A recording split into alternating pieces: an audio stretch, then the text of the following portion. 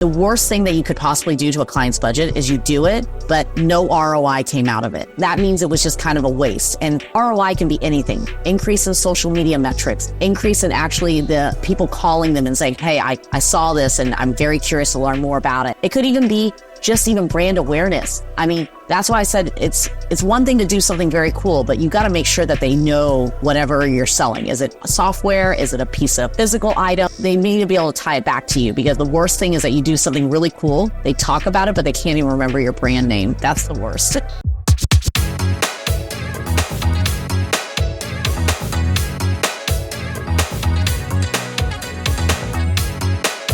Welcome to the Venue RX. On this show, we document and share best practices around owning, operating, and managing world-class wedding venues.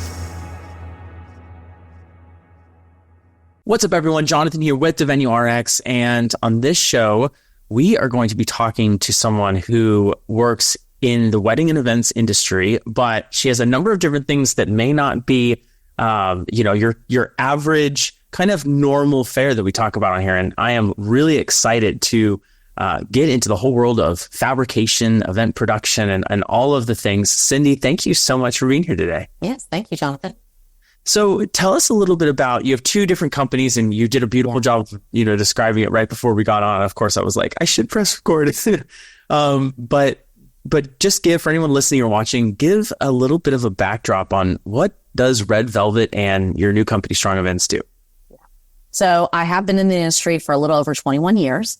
My first company, called Red Velvet, is a full service experiential agency. What that means is when we work with brands that want to activate maybe their sponsorship, or they want to bring to life their brand at a festival or an event, or even it could be a corporate trade show, any of those aspects, that's what we do. So we ideate, we project manage, we execute on site, et cetera. That's the Red Velvet side.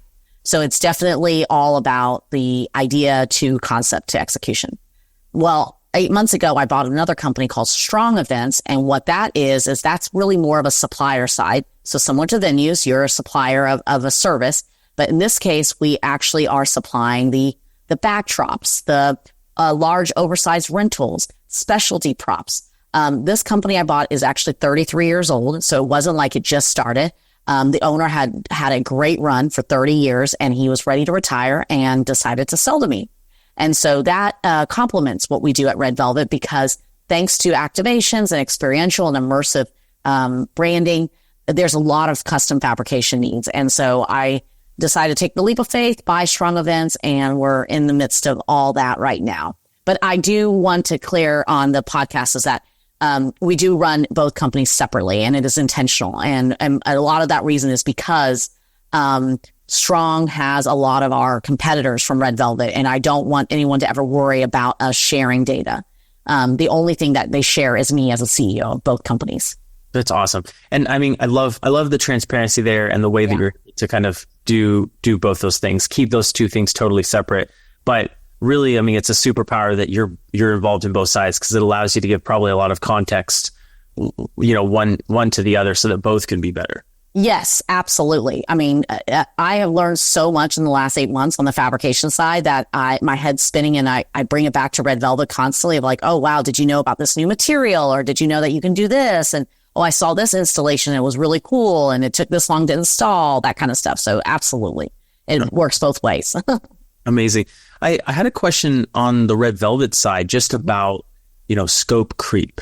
Yeah. So I was curious about that, but just so we're clarifying, so larger installations, fabrication, stuff like that with Strong Events. So that's if I want like a champagne wall. Yep.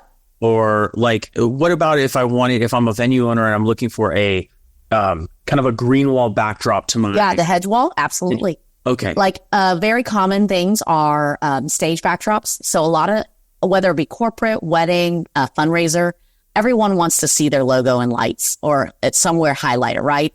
So we have the materials and we can basically customize any backdrop. So like, for example, this morning, our team just finished installing for a nonprofit here in Austin, a backdrop wall so that when they do the interview, the logo's there. It's a little bit unique design. It's not your typical just step and repeat wall. Like if you're familiar with what that term means, it's just a printed piece of fabric, and just you put it up there and put chairs in front. We do a little bit more what I will call scenic. So think of theater, think of a hard drop, a very or a hard asset. It definitely is three-dimensional. It is not just a flat facade. So that's what we do. And so, so we can basically come up with things for staging, for maybe a meet and greet, or as you mentioned, the champagne wall. A very common thing right now for weddings is coming up with a very custom table place setting. Like when you pick up your name card, what kind of thing can I do? Because everyone's already done the postcards of where you've traveled, and they've already done, little maybe gift bags. So it's like there's always someone trying to one up the next wedding. And so that's where we come up with these ideas. Very, very true. So, and that's kind of a great segue into the question I was curious about with Red Velvet and with the production side and the ideation side. And I mean, you're kind of involved from beginning to end in a way, but how easy is it to get that scope creep where maybe you originally hired deliverables are X, Y, and Z? Now a client is saying, wow, you can do this. Why you can do that? Yeah. And now all of a sudden you kind of are doing whatever you were originally doing plus, Yeah. That's very common, but here's the interesting part is that at the end of the day, your client always will have a budget that they have to work around. I mean, yes, we've been very fortunate sometimes to work with some clients that have an unlimited budget, which is great because really all they want is the creative ideas. But in general, most clients will have a budget. So that budget and timeline is going to kind of control the parameters. So yes, scope creep will happen, but at the end of the day, you're going to need to prioritize what's going to be the most important. Because either I can't get the material in time or I can't deliver it in time. So because what I always try to remind people, the reason why events are stressful is because our event dates actually stick. It's not like we are working towards just this phantom, like, oh, maybe in May, maybe in April, maybe in June. It's actually like, no, it's going to be June 5th, 2024. And this is the time we're going to load in. And if you're not ready, you better be. So that's why you have to be able to have work back schedules. You have to be able to communicate effectively. And so when you have the scope creep, you basically, an effective project manager on Red Velvet side would look at the scope and go, okay, I love this new idea. We can do it, but here's the challenge. Knowing that our install time is only this much into the venue, we will need to figure out what is more important. Maybe increasing the budget so we can bring in additional labor so we can install in multiple places at once so we can meet the deadline. Or do we go ahead and cut something else out so that we could still install in the time frame that you originally gave us? And again, that comes down to prioritization. Do you want to increase the budget or give me more time?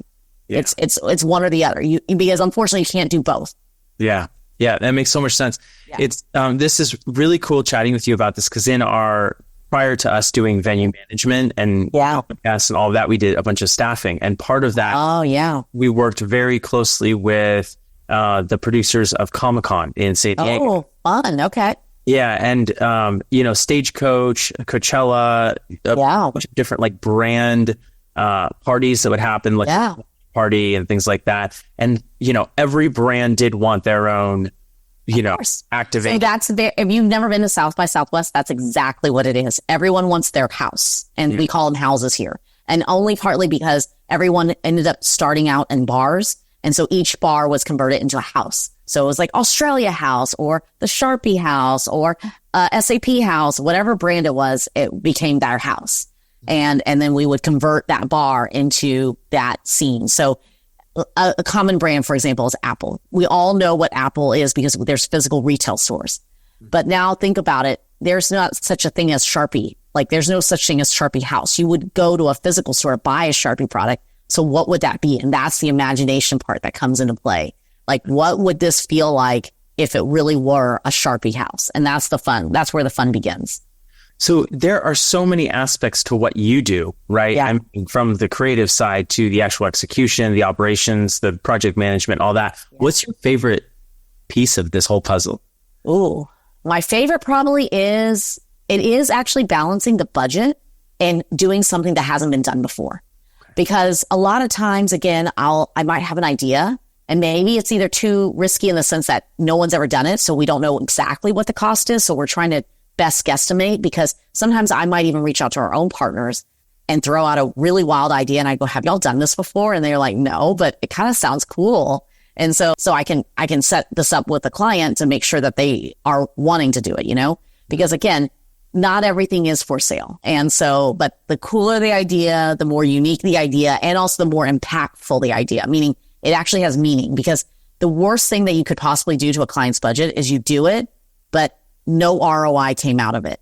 And that means it was just kind of a waste. And ROI can be anything: increase in social media metrics, increase in actually the people calling them and saying, hey, I saw this and I'm very curious to learn more about it. It could even be just even brand awareness. I mean, that's why I said it's one thing to do something very cool, but you got to make sure that they know whatever you're selling. Is it a software? Is it a piece of physical item? They need to be able to tie it back to you, because the worst thing is that you do something really cool. They talk about it, but they can't even remember your brand name. That's the worst. Oh, that's really interesting.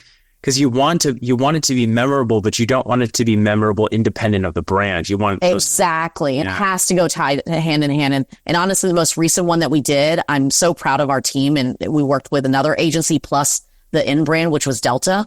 So Delta came to South by Southwest for the first time and did Delta House, and that is obviously a very well known brand around the world.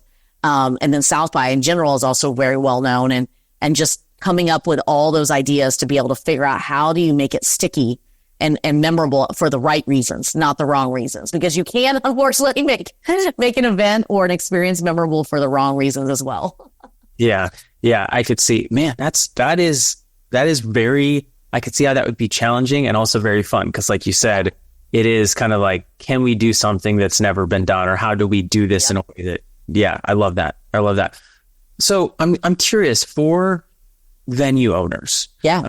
For, if someone wants to, I think on this show, we probably have a lot of people who listen to this kind of at the outset of their journey, or maybe someone who's buying a venue. Okay. It's existing, something like that. Mm-hmm. And they want to create something that is memorable, right? They want to create something that has affiliation with their brand.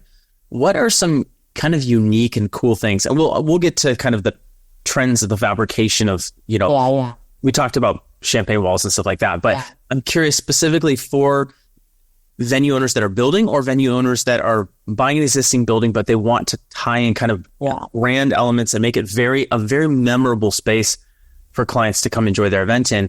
What are some things that you feel like are just like no-brainers that venues can do to amplify that?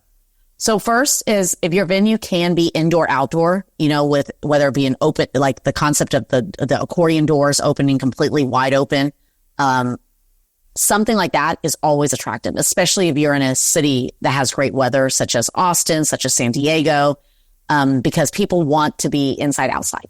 And the challenge there is that sometimes you might have a dedicated area for outside, but maybe your inside is a little bit smaller. So you need to be able to almost have a built-in rain plan, if that makes sense. So that's why I do like the ones that do have the full-on accordion doors, or garage doors. So if we can actually open up, if weather permits, there's no rain, there's no extreme heat or whatever, open it all up. And it's amazing because people will flow in and out naturally.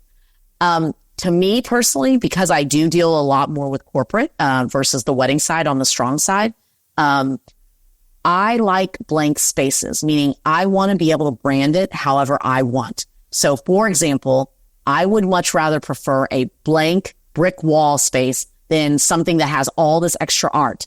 Now that can be something that makes you unique. In fact, I'm thinking of a venue in Austin. They actually intentionally change out their art every, I think, month or every 2 months, and they actually won't let you take it down. It's part of their shtick. But see, that's a very limited group of people that are okay with that. Like when I come in as a corporate planner, I want to be able to swap it out, whether it be my logo or maybe pictures of my own employees if it's an internal meeting, whatever it might be. And so to be able to have a blank space and do whatever I need to do is going to be a huge advantage.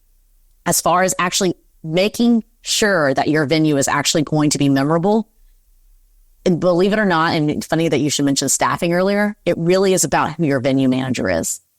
Are they responsive? The most frustrating thing besides finding the perfect venue, okay? And it has actually decent parking and good indoor outdoor plan. Possibly the most biggest turnoff or ick, as people say, is a venue manager that does not respond back to inquiries, get back to us. And I get it. They're helping set up, or they're there on site to managing an event. But if it takes me 3 follow-ups to get a response from you, that's bad. That is just not acceptable.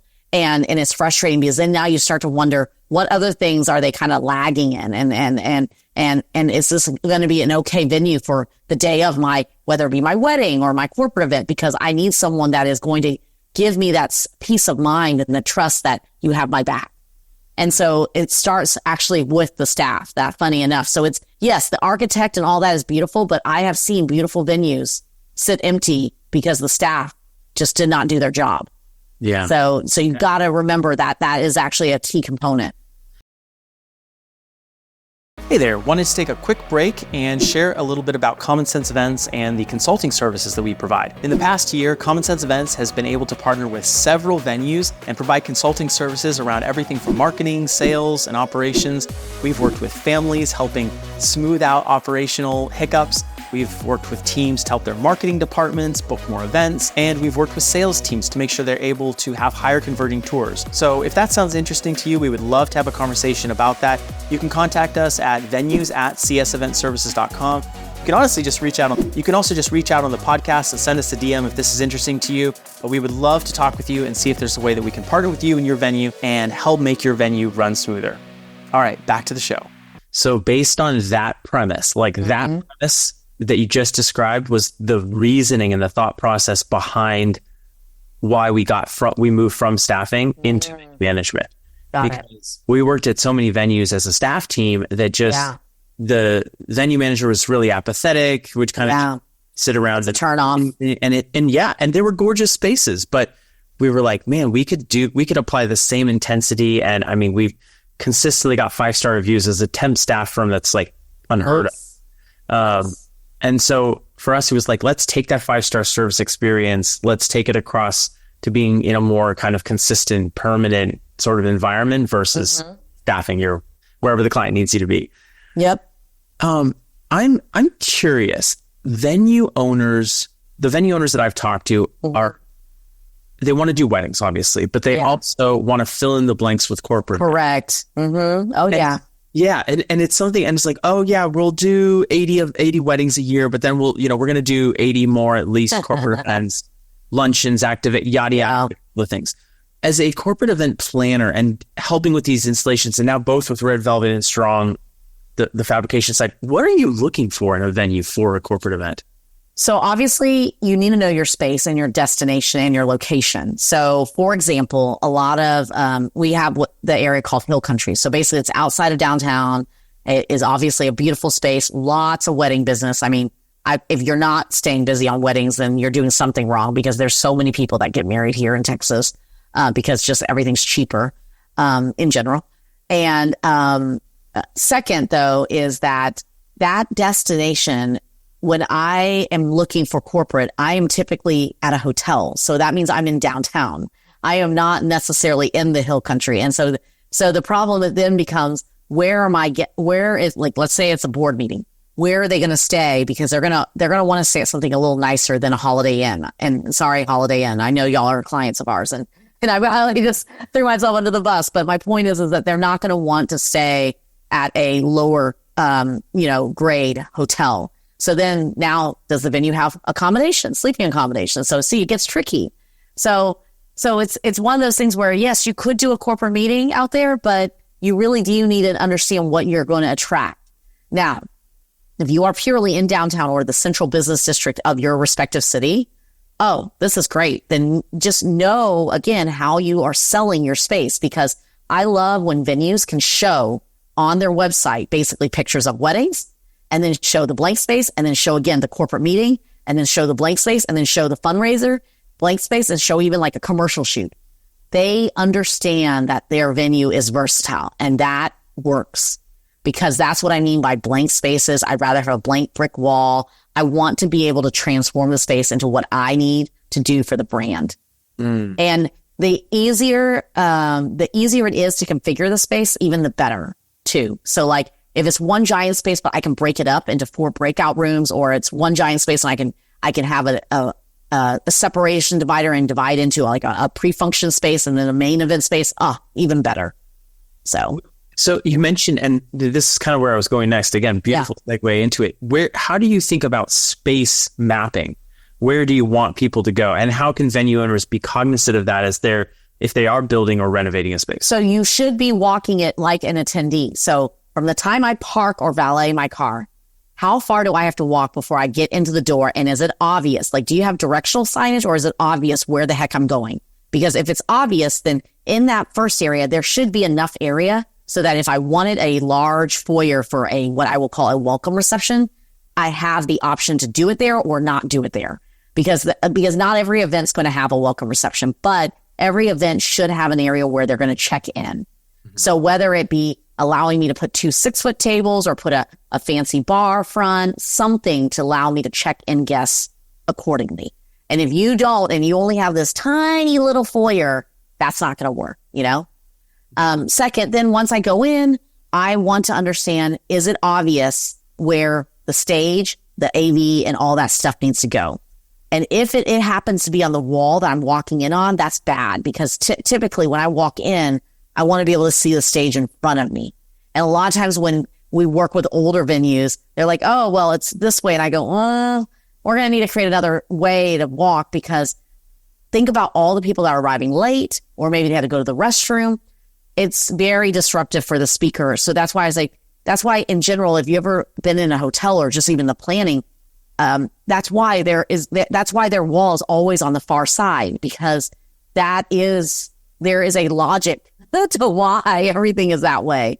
Because when you're walking your guests in and everything, you don't want them to be coming in and disrupting the speaker, Mm-hmm. And so, yeah. So, and then, just think about, again, furniture placement. What are you going to automatically include? You got to think through the attendee's eyes, and that's why I said, do the 4 basic ones: wedding, a gala, a corporate meeting, and then a commercial shoot. I'm curious about that, and I have actually there's 2 specific things I want to ask you about in terms of this. But for corporate events, say someone's listening to this right now, they want to design the space to be able to host weddings, but also do photo shoots or whatever. Is there a kind of a certain size of corporate event, or a certain I guess. Yeah. Here's the question I'm trying to ask. You're in the Austin market. I'm in San Diego right now. Yeah. Markets, Atlanta, right? Yeah. Dallas. Certain markets just have tons of events, tons of money for events. The activations are very well funded. Yeah. You might be looking at $100,000 activation. Yeah. $500,000, right? Yeah. Yeah. So, but that may be the exception. And if you're in a market that doesn't have that, like, what is the corporate event that someone can target and successfully get? Well, here's what's funny. I don't know who set this number or whatnot. I think I know what you're asking, but because I actually do quite a bit of consulting for people that are looking to buy like old homes here and convert them into venues. And I said, the challenge here is, once you even convert the space, there's not enough space to make it a meaningful meeting. So you only can attract, like, let's say a board meeting or a very small meeting. And I go, so I don't know where this number came from. Maybe it's just because it's an even 100. But most people, when they are doing a first time event, they're like, yeah, I'm thinking it's going to be about 100 people. And I'm like, I'm just curious, how do you pull that number out? Is it because you have 50 clients and you plan on bringing 50 of your employees? And it's just 100 feels good. And I'm like, then I pressure test this. I really do. I go, okay, so help me understand, how many clients do you have and how many are you inviting? Do they all live here or do they live out of town? And then once they start telling me those numbers, and I go, okay, now are we charging for this event, or is it free? And quickly they realize there is a math kind of to the thing. And I'm like, I'm actually calculating you're only going to have about 30 people, or maybe it's quite the opposite. You're going to actually have about 2,000. So it's like, they really somehow, I think it's just because 100 is an even number. A lot of people, first time planners, usually go, yeah, I think it's going to be about 50 to 100. But I go, really do sit down and look through your actual books and look through your data and see if that even adds up, because you'll be amazed that you'll find that it might not be exactly that. But to that point, I often do tell people, at least in Texas, I can tell you this much. If you are doing a wedding, I would say you want to aim for 200 to 250 attendees with the dance floor. And I don't know what it is about Texas and why they want such big weddings, but if you can easily make it big enough for that and then go down in size, that's even perfect, because that means you aren't turning away the big weddings because unfortunately, other than hotels, there really aren't that many venues that can go up that size because the magic number somehow has ended up being between like 120, maybe 130, sometimes 100, and even sometimes 75. And most weddings are getting bigger and bigger and bigger because at that point, if it's smaller, they either will do it at a restaurant or do it at their house. And so that's why I was like, you kind of like, there's a reason why you use a venue. You use a venue because you want to look professional. You want to get everyone together under one roof, but you don't want to pay the hotel rates. So just think about all that. And again, a hotel can easily accommodate 100 people, you know? Yeah. In a small breakout room, they could probably do 300, 500, totally. Exactly. And it's already designed. They already have it set up for that. So the reason, you're totally right. The reason for going to an alternative venue is the creative element, but it's correct. People are going to go to a brewery or a winery or something smaller if they want to just do a small event of 50 or 75 people. Yeah. So the two specific things that there's two specific things. I'm working on a venue design right now, and the venue's not built yet. It's it's kind of laid out. The owner actually is probably going to listen to this. This is great. But I'm curious if we're trying to separate reception and ceremony. Okay. And we want it to, flow through. So ceremony starts, to your point of having a little welcome area. Would you recommend, or how would you recommend someone thinking about a space design if they want to be able to use both the ceremony space and the reception space for smaller events? Got it. Does it make sense to build in kind of a standalone, like some bathrooms and maybe a little F&B area and vendor access and a welcome, like all of that for both things? Assuming so is it going to be one event, but they have both, like the ceremony and the reception next to each other? Is that what you're saying? Correct. Or you're trying to hold two separate weddings? No, not two separate weddings, but the idea would be to be able to duplicate those spaces for corporate events or other. So to me, so a perfect example would be probably the area where I'm going to call a welcome reception for corporate would probably be the area where I might use as when the guests are mingling because you're converting the main room before the sit down dinner occurs or whatnot. So let's pretend the ceremony happened in that main room. Then you push them all out into the reception area so that you can flip the room. That's the area where I would call it would be the check-in area for corporate, or it would be a welcome reception for corporate, or it would even be registration area for corporate, or even sponsor area for corporate, because a lot of times they'll use the main room for their main session and they need to set up all their sponsor tables. So that's how I would see the flip. One thing I thought of as you were asking that question, I would personally make sure that your ceremony area, I guess, does have something that makes it a little bit special. So that way, if you are happening to be using it for the exact same place for your dinner, that it doesn't just feel like you just took out the chairs and just added the rounds, I guess. Like, to me, I've seen, like, for example, there's one venue in Austin. They actually have a window where they can close. So typically the wedding is done with the windows open, and then the reception, they close it up. So then that way it kind of gives this dramatic feel of like the curtains and all that. But to be honest, I was like, in some ways there's now no new creative ideas that you could keep it open and maybe add design, like a cling, like a vinyl onto the window or something, and make it a little bit more special for the bride and groom, or even uplighting. But yeah, I don't think there necessarily needs to be separate restrooms. Obviously, your restroom should be convenient. And if your venue doesn't already have a prep kitchen, you really should have one. And that's a given, because you need a place for your caterers to hide and to be able to service the wedding or the corporate event well.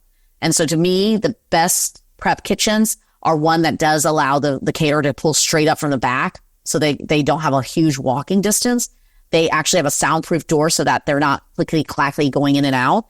And then also they have a prep sink, because since that's also one of the requirements from a food and beverage handling, and they have the trash cans ready so that you can just dump all the trash in and take it out to the dumpster. So it's all kind of together.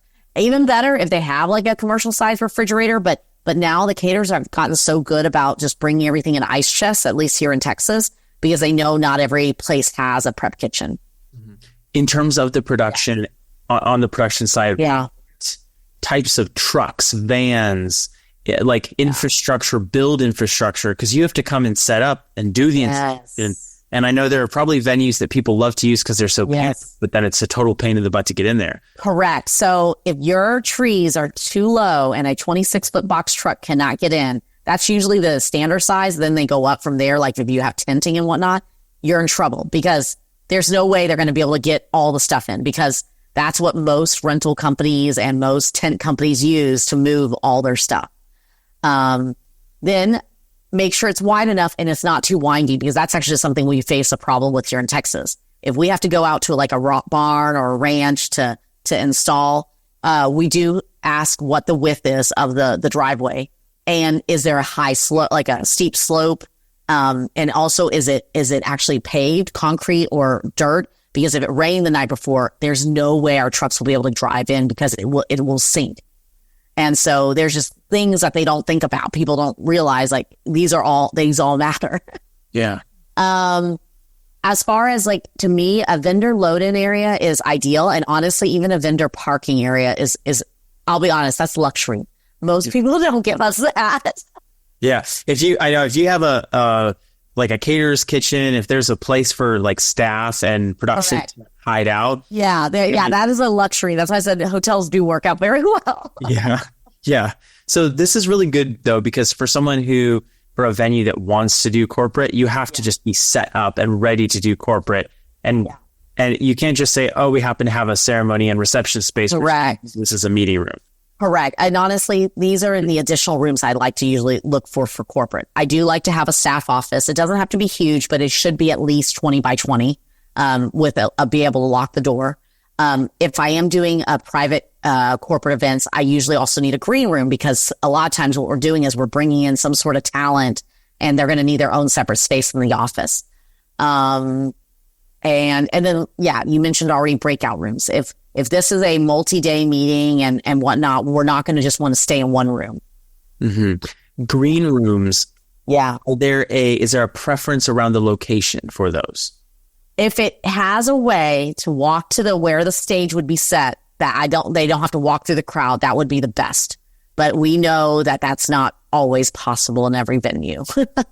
Yeah. So we end up walking the path and showing their manager or whatnot and saying, this is the path that's going to take to walk to the stage. Are we good with this? But like, for example, our most recent one where we had a headline talent. Yeah, we had to walk them outside with security, walk them through the fire emergency door so that no guests would see them. And then they would show up on stage magically. And again, it was because it was a non-traditional venue. Got it. That makes so much sense. Pardon the interruption. I wanted to take a moment and share with you about WEVA. WEVA stands for Wedding and Event Venue Association, and it is a professional association custom built for venue owners and operators. We felt like there was a lack of resources, community, education, and networking available specifically for our industry. And so we recently started this association, and it's been growing by the day. We would love to extend an invite to you, so please click the link in the description or wherever you're watching this video, and we would love to welcome you into the community. This is great. I mean, this is so much practical, real world applicable. So I have one more scenario. Yeah. I'm really curious, and I think this will kind of open up, anyone who has an urban venue or anything like that. Mm-hmm. There's a venue that I recently got contacted from, actually right between Houston and Austin. Okay. What's it called? Or are you not allowed to say? Probably I shouldn't say. It's in Brennan. Okay, Brennan. Brennan. That's where the ice cream place is. Yeah. Yeah. So, yep, exactly. So it is a corporate space or it's, I should say, more of an urban style venue. Okay. The hope is to do weddings, but also do corporate events. Okay. I'm going to be honest. I mean, maybe a corporate retreat, but I wouldn't go that far because Brenham doesn't even have its own airport. Exactly. So this is exactly what I wanted to ask you. So if you have an urban space in a smaller town or a smaller, as urban, it's a suburban town center, city center sort of thing. Yeah. What types of events should those venue owners? They can technically appeal to the locals because I bet you they don't have that many cool spaces to do events. So don't let me, kill the dream, but But like, would I come down from Austin? To be honest, only maybe for a corporate retreat. I wouldn't be doing meetings there that I can easily do in the city, even in Houston or Dallas or Austin. So no, they can definitely still aim to have some corporate, but it will most likely be local. So for example, maybe they do, in that area, because I know Brenham has, like I said, Bluebell, and they also have some other, maybe smaller mom and pop shops. You should be contacting them and go, hey, I'm curious, where do y'all do your holiday parties? I would be the perfect venue for you. So it's like, you can still be corporate. You just need to stay more localized. And then you can try to bring in outside folks with the retreats, but you'll definitely need to have some, again, housing accommodations, and you need to be able to live up to that kind of expectations, Understood. To meet it. And so you're perfectly answering this question. So if you have a venue, like, is there a sort of rule of thumb, like corporate planners really don't want to go more than 10 minutes outside of a main urban? They want to either be able to fly their private plane, or they need to be usually less than 30 minutes from a major airport. I mean, to be honest, I even get some that said, because technically in Austin, if you're going to be flying to the major airport to get to downtown now with traffic, it's unfortunately 22 minutes. So I told them, I go, 30 minutes is nothing now. And they're like, what? I thought Austin was smaller. And I go, again, it's our traffic. We have traffic just like LA, San Diego, et cetera. So in their minds, I mean, most of the time it's 30 minutes or less. But that's what I'm saying. You're not, again, Brenham is definitely it is in between Austin and Houston. So it is, I want to say it's almost maybe an hour and 20 minutes from Austin. Maybe it's only an hour from Houston, but it's not close. I mean, and I'm being generous on the Houston side, because I think I'm at the outskirts before I even count the hour. Yeah. So that's why I was like, you either can fly a private plane in, and that happens, because Horseshoe Bay is a perfect example of a hill country location that does very well for corporate, but it's because they have an airport that you can fly private planes in. So private planes, and if you're targeting that type of client, it's maybe not a local. Oh yeah. This holiday party. Right. It's going to be okay. But again, you can too. I mean, that's what I'm saying. You can have those. It's just that if you really want the big dollar ones, you're going to need to make sure that you can attract them there. Yeah. Let's take this to the next level. If someone's listening to this, they have such a space and it's in. Well, let's take a situation, and that one specific venue is more of a symbolic, because I know there's many places that are like that, maybe between two big cities or whatever. Yeah. But if a place is maybe an hour between two big cities, and so they are going to be focusing more on local stuff, who should they be contacting? Yeah, to get these sorts. So it all depends on if it's business or if it's pleasure. So if it's pleasure, obviously, like brides, I would definitely be doing all the wedding shows, all the brides, all the moms of the brides, all the best friends. I would be hosting bachelor, bachelorette kind of get-togethers, because girls do talk. I mean, they host parties, and I would show all that stuff. They talk, and then they remember it, etc. But if it's corporate, it's definitely the executive assistant. It's the chief marketing officer. It's even the chief sales officer. It could be the chief of staff, so that because they're usually planning the board retreats for the CEO, any of those. But again, if they're in a small city, you can just pick up the phone and just call them and say, hey, is Joe planning to have an event? Because I would love to make sure he knows that we have a beautiful space right here in your backyard, and you don't have to go. Like, I would be selling the opposite, say, you do not have to go in to Houston or Austin to get this. We actually now have it in Brenham for you. That's how I would spin it, because again, it is very rare for those cities to have something that nice and luxury. But I will tell you, A&M, which is the university right near Brenham in Bryan College Station, has done an amazing job of building out new venues, and they are gorgeous. I got to tour one of them, and I was very honestly shocked. I go, I cannot believe this is College Station. It was just a very nice, modern space. And I was like, damn, if y'all can keep this busy and occupied, y'all are showing me that, Bryan College Station is growing up. Because I would never have guessed that in 2024, or really, I think I toured it in 2022. I can't believe it would have this nice of a space. And do you think that's because that's probably happening in other places all over the country? I do. I was in El Paso recently, and I was also seeing it. I go, damn, El Paso used to be, you go to the La Quinta and you do a meeting. And I was like, oh, these new venues are popping up. Oh, no, I definitely think so. Again, events are fun and there is a need for live events. Again, do we need to inundate with having tons of venues? Probably not. You probably, again, should do your market research and figure out what can the market bear there. But for example, El Paso, because it's so close to Albuquerque right there, in many ways, some people from Albuquerque will go into El Paso because it's not that far of a drive, even though it's technically another state. Mm-hmm. So it's just things to think about. Yeah. And I think that's tricky. That's trickier in probably Texas and in California just because of the state size.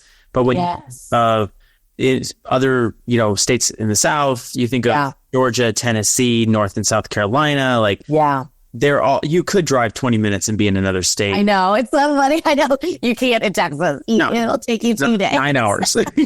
Exactly.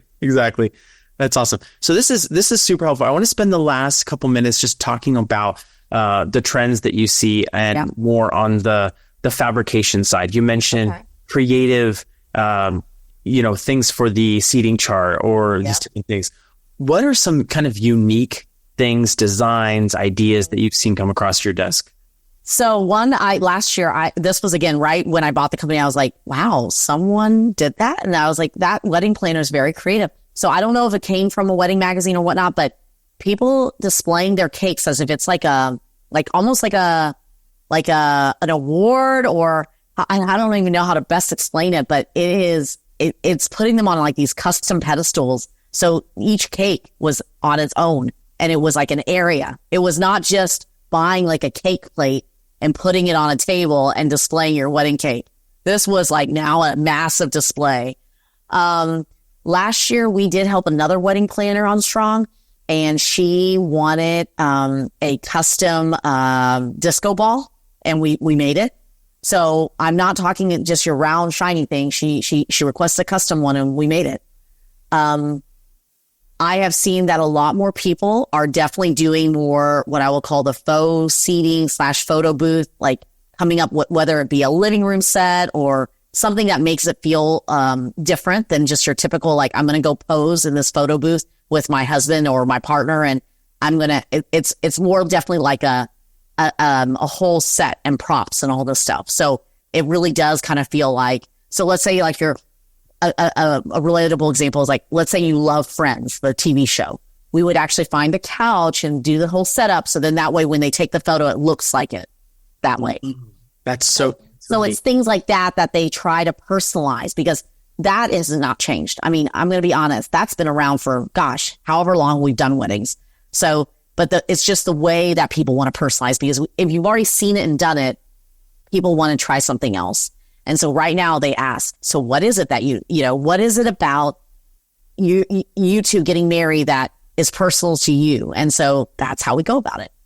That's such a great bit of feedback. And I think that probably more than ever, people are considering that when booking their events. They want to have something that is signature, something that kind of, if they're going to spend money, it can't just be like everyone else's wedding that they've been to. Correct. Well, because again, like I said, everyone is trying, even in corporate, everyone's trying to outdo each other if they're going to do the party. And that's why I said it. And it doesn't always have to take money. It just has to take some creativity. So just remind yourself, because I know I shared examples that are expensive, but not everything has to be expensive. It's about how you execute it and how you have a creative idea and you move forward with it. So going back to the corporate side, it occurred to me that likely, and correct me if I'm wrong, but because now we're more visual than ever before. I mean, everyone's on social media creating clips, short podcasts, interviews, things like that. Do you see a lot of times people using those backdrops as little backdrops? Oh, 100%. Interviews with the speaker. Well, this wasn't an interview for a speaker, but my daughter, she was like, oh, I want to, so we have these walls here at Strong Events, and typically we just use them either as room dividers or just even maybe like a step and repeat version. And she goes, no, we're actually going to make it a 3-dimensional photo booth wall. So that way it looks like you're in a box. And I was like, oh, that's clever. And she goes, yeah, because we just want something different. And so that's the thing, is that They could have literally just used this one panel, but no, they decided they wanted to use it like a 3-sided box. So that way it looked 3-dimensional. That's amazing. Okay. So just little things like that. So when you do that, and this is kind of the thing that I guess I'm getting to on this for anyone who's, even if you have a venue and you can find a way to do this, creating some really signature things so that guests walk away, whether it is corporate or a social event, that they're walking away going, that was amazing. So even if they don't remember maybe your specific name, style of your photo booth or your built-in space for where the couple sat or whatever is so signature, someone can see that and be like, oh yeah, that's that place out. I will tell you one that I saw, and this has been around a while, but I love it. So there was this one large barn. I'm calling it a barn, but it really was a venue, but it felt like a barn a bit, but high end. They have this huge chandelier, but it was chandelier and done in such a way that if I wanted to, if I had the money, I can hang floral from it. So if I don't do anything to it, it's fine too. It's a beautiful, gorgeous chandelier, but not your traditional chandelier. Like it's almost like, think of like a hoop skirt. So that and basically it came down like a funnel. But if you had money and you wanted to add floral, you could hang floral. I've seen people hang ribbon. I've seen now people hang even like a little butterflies. So again, the venue allowed them to hang whatever, as long as it was a certain weight. So it wouldn't, break it. But that's what I thought was clever, because that is something that's built into the venue. It's clearly a signature piece of theirs, but they allow certain wedding planners or decorators to decorate it, to enhance it to the way whatever the bride and groom want. And so I thought that was very clever. So yes, you could do that, but remember, do keep it generic enough so that people can do that. Because let's pretend that venue decided to only put something very like gauze all over it, and you couldn't do it. That's what makes it hard, is that some people don't have that flavor. And so they kept us so modern and so basic that it allowed us to do whatever we want on it. And honestly, I thought it would be clever. Like if someone really wants to focus on travel or whatnot, you could even hang postcards from it, because even though I know no one can read them, it's the idea that you can kind of see that, oh, there's something colorful hanging from each of those hoops. That's such a great point. And even this one that we're helping design in Alabama that I was talking about, the idea behind not getting too much stuff and putting... Yeah, that's why I said keep it simple, please. Yeah, because if you're going to come there, maybe you're going to do a travel event, you want to use suitcases kind of stacked up. Correct, you got it. Exactly. That's why I said keep it basic. And honestly, white walls are the best because I can light them to do whatever I want. And it's real. I know that pains people. And honestly, white walls are also easiest to repaint. Little things like that, because you're going to need to repaint because people are going to touch it. It's inevitable, or it's going to get scuffed. It's just dirty. Yeah. But using kind of some of those blank whites, blacks, grays, the neutrals, cream. 100%. That's why I said there is a reason why it does bother me why hotels use busy carpet. So I always tell them, I go, please talk to your designer. I get why you're using it because you want to hide the dirt, but some of these carpets are so ugly. It's like painful to use. And so usually the first question the client asks is, how much is it going to cost for me to cover the carpet? And I said, you don't have that budget. Yeah. That's wonderful. Do you have a preference of the type of flooring, like polished concrete, So if it's a non-traditional venue, I do prefer polished concrete, but here's what makes it hard. Then it makes the acoustics very hard. And so I have to bring in something, fabric, whether it be on the table linens, whether it be pipe and drape, to absorb some of that sound, because it's so harsh on the ears. But I like it because it's the easiest to roll stuff in, get stuff set up and clean, etc. And honestly, like I said, it's easiest to match because carpet just sucks sometimes because no one is going in their right mind, like a hotel they're not going to order plain carpet. Yeah. Because the busy carpet does hide the dirt. Yeah. But the busy carpet also makes it hard to design. Yeah. But I of course, it's hard on the feet. Concrete is hard on the feet too. And so that's why there's so many things that make it challenging, even though it's my favorite. Yeah. Yeah. But you can always bring in rugs. You can bring in different things. Yes. And you can. Versus you can't pull out carpet. You can't. Well, funny you should say that. We did that for Delta because they didn't like the carpet on the stairs. Really? Yep. They really hated the carpet on the stairs. So you ripped the carpet up and then and then we had to put it back in. Really? And this was tricky because they were like, no, we just want to cover it. I go, no one is willing to do that because it's liability. And it was hard. And we finally, it was not easy. We had to convince them because they said no, because we don't want the cost. And I get it. And so it's like, how badly do you want it, And so what we did, and we also had to convince the venue too. We were like, hey, we're going to rip this out and then we're going to put it back in of the other carpet. Where did you order it? Because I got to make sure, because once we rip out the old carpet, it's not going to look the same. Like you can't reinstall the old carpet. Yeah. So it's like, it really is like installing a new piece of job, but yeah. Wow. Yeah. So wow. That's great. It's possible. Well, this has been great. Thank you so much for sharing your experience with us. I'm curious. So for anyone, regardless of if they're Texas or wherever, is Texas? Well, we travel for Red Velvet. I mean, like we were just in San Antonio. I mean, I know that was Texas, and then we're about to go into Tennessee. So we travel for Red Velvet. Amazing. So if people want to either on the Red Velvet side or even Strong Events, if they do a corporate event or whatever, what's the best way to contact you? So for Red Velvet, our website is We Are Red Velvet, WEARE, Red Velvet, like the color.com. Or you can also find us on Instagram at Red Velvet Events, with an S at the end. For Strong, it is Strong Events, STRONGEVENTS.com. That's our website. And then the Instagram handle is Strong Events ATX, standing for Austin. But if you want to personally connect with me, just because I do a lot of these podcasts, it's Cindy Knows Events. So CINDY knows as in KNOWS events.